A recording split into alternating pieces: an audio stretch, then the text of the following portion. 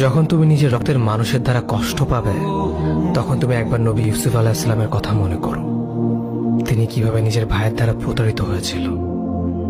যখন তোমার বাবা মা না বুঝে তোমার বিরুদ্ধাচরণ করে, তখন নবী ইব্রাহিম আলাইহিস সালামের কথা মনে করো। তার বাবা তাকে আগুনে নিক্ষেপ করায় ভূমিকা রেখেছিল।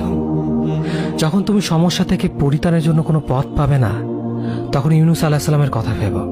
তিনি কতটা সময় তিমি মাছের পেটে আটকা পড়েছিল। যখন তোমার নামে কেউ মিথ্যা অপবাদ ছড়িয়ে দেবে, তখন মা আয়েশা রাদিয়াল্লাহু আনহার কথা মনে করো।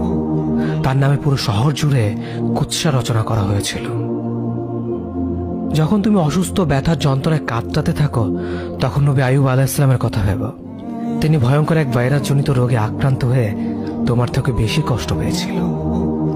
যখন তুমি দিনের কোনো বিধান নীতিতে যুক্তি খুঁজে পাও না, তখন নবী নূহ আলাইহিস সালামের কথা ভেবো। তিনি কোনো প্রশ্ন ছাড়াই মরুভূমিতে নৌকা তৈরি করেছিল।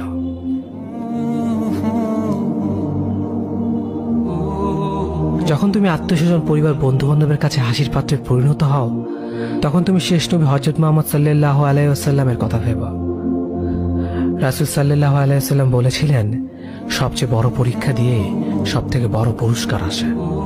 যখন আল্লাহ কাউকে ভালোবাসেন, তখন তাকে পরীক্ষা করেন, এবং যে এই পরীক্ষাগুলো মেনে নেয়, সে আল্লাহর সন্তুষ্টি অর্জন করে। আর যে অভিযোগ করে, সে তার ক্রোধের পাত্র হয়।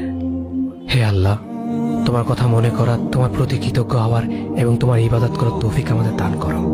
আমিন। যেভাবে তুমি সন্তুষ্ট হও, সেভাবেই আমাদের পরিচালিত করো।